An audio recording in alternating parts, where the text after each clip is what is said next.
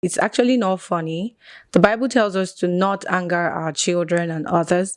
It's an open door for people to actually see church hurt because people claiming to be all holy and stuff and beating, cursing, we didn't curse and all. That's hypocrites lukewarm. Times like this is disgusting. Basically, I think what the person is trying to say is that it's not good to beat your child, to don't anger your children. Don't get your children angry. It's bad.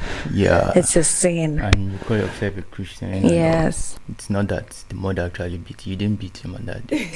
He was actually sleepy. I'm a videographer in the church. She's a chorister, and I was at the back and I saw him during praise and worship. He was just looking all hungry. I'm like, what's wrong with these kids? I need to capture and as a content this. creator, just capture. But let's even assume in those days when our parents, my mom beats me in church. I saw someone, a very, very popular blog posted it, and I saw under that comment, someone said this is not actually, the way she mentioned it, that it's traumatizing for her because it brought back old memories. Oh, wow. We've had a lot of people gone through a lot of trauma because of this, maybe probably living with. Then I should be the head of trauma people. Yeah, it's actually a real thing. Yeah, it is. Why a lot of people are interacting with it because it's relatable. Yeah, it's relatable. Most of them have gone through it in the past, probably by your mom or by your guardian. Or even if you sleep inside VG, you know the backhand that you're going to chop. So the way our parents brought us up then is very, very different from the way we are bringing up our children these days. So that's why you have these people that will say, I'm going to spoil my kids. I'm going to give them everything I don't have access to. All the privilege I couldn't get while I was growing up, I'm going to make sure they enjoy it. That doesn't mean you shouldn't discipline your child. Yeah. So I want to spoil my children too.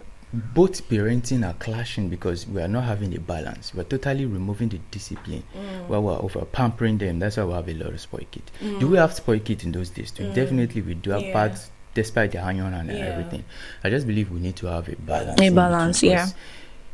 One thing I know is that you're going to bring up your kids one way or the other, the same measure or the same training in which you were brought up. So it just it's up to you now to know the balance, to draw the balance, to relearn or learn some things and know when to draw it, so you don't over pamper your children or you don't become over disciplined and it turns to wickedness.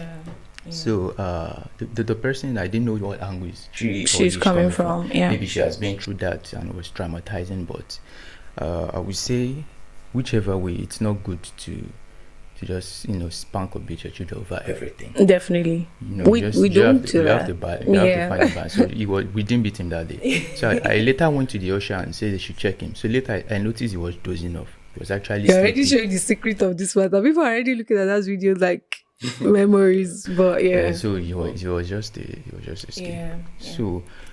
So our love goes out to people who maybe have gone through things like this and they've been traumatized. I was saying that I should be the head of trauma because if you know me, you know my mama.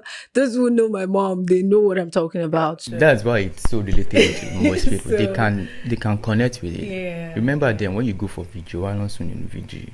Holy Spirit might wake her up. Our mom is in charge of the Holy Spirit and they fight for. When the Bible says, hold your peace, I'll fight. No, they are the one doing the fighting. That. So you have to understand the balance. You really need to. You have to.